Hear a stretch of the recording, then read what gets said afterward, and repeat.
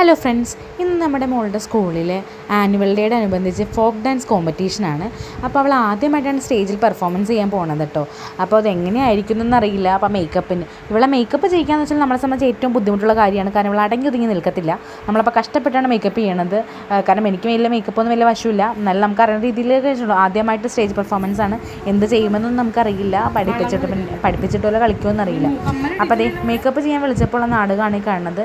ഇതാണ് അവളുടെ final look. അവസാനം മാലയും ഇതൊക്കെ ഇട്ടിട്ട് നല്ല സുന്ദരി കുട്ടിയായിട്ട് വന്നിട്ടുണ്ട് കേട്ടോ. അപ്പം ഞങ്ങൾ സ്കൂളിലേക്ക് പോവാണ്. സ്കൂളിൽ ചെന്ന് കഴിഞ്ഞപ്പോൾ വീണ്ടും അവളുടെ മുഖത്തുള്ള മേക്കപ്പൊക്കെ ഇച്ചിരി അവളുടെ ഇതായിപ്പോയി. അതൊക്കെ തെറ്റിയാണ്. അവിടെ ചെന്നപ്പോൾ മിക്ക ആൾക്കാരും കോസ്റ്റ്യൂം ഇതുപോലെ തന്നെ സെയിം തന്നെയായിരുന്നു കേട്ടോ. കാരണം എന്താണെന്ന് വെച്ചാൽ എല്ലാവരെയും പാട്ട് ഒന്ന് തന്നെയായിരുന്നു. പൂ വേണോ ആ പാട്ട് കേട്ടിട്ടില്ലേ? ആ പാട്ടാണ്. കാരണം പിള്ളേർക്ക് കളിക്കാനും ഏറ്റവും ഇൻട്രസ്റ്റിംഗ് ആയിട്ടുള്ള സോങ് ആണ്.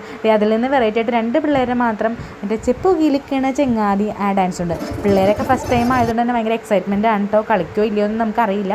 ആദ്യമായിട്ട് സ്റ്റേജ് പെർഫോമൻസ് അങ്ങനെ പവിലവിടെ ഓടെത്തി. പവിത നന്നായിട്ട് കളിക്കുന്നൊക്കെ ഉണ്ട്.